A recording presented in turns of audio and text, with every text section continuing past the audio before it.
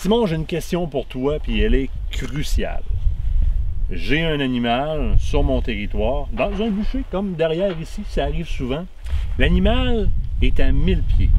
Le vendeur qui m'a vendu mon arme à feu, le conseiller, m'a dit « Martin, t'as 300 Win Mag, il n'y a pas de problème à tuer un animal à 1000 pieds. 1500 pieds, 2000 pieds. » Je veux savoir, toi, qu'est-ce que t'en penses? Moi, je pogne les nerfs quand on me parle de ça. Oups!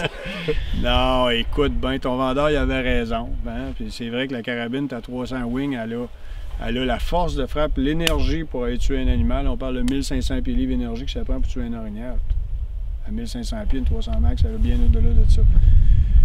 Pendant, pas à cause que la carabine est capable de mettre à mort, elle a l'énergie pour mettre à mort, mais peu d'entre nous, les chasseurs, sont capables d'établir un bon tir à cette distance-là. On fait une différence ici, Simon, entre le matériel et ses capacités et les capacités de mon tireur et la pratique qu'il y a derrière sa cravate. Puis personne pratique, hein? On est comment?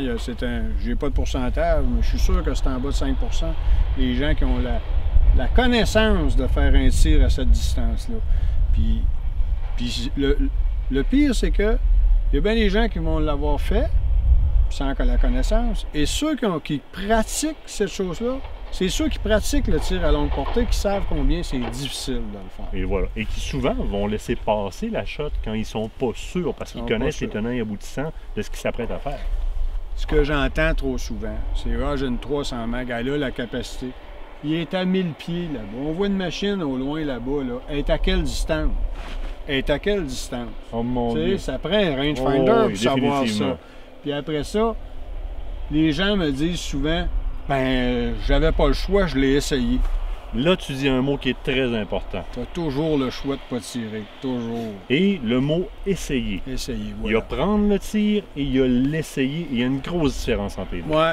Puis essayer, là, dans le fond, quand quelqu'un me dit « je l'ai essayé », c'est comme si les possibilités qu'il y avait, c'était avoir ou manquer. Et voilà. Non, c'est pas ça les possibilités. Les possibilités, c'est toucher mortellement, toucher non mortellement ou manquer.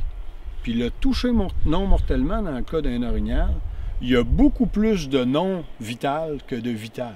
C'est vrai, et ça. comme on va tirer dans quelque chose qui mesure quasiment 4 par 8, hein, il y a des grosses chances que tu y touches. Il y a bien plus de chances que tu y touches que tu le manques, à moins que tu fasses exprès. Mais le problème, c'est qu'il y a une infime partie de ça qui est mortelle.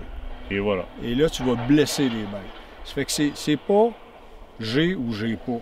C'est j'ai ou je blesse. Je tire, mais je n'essaye pas.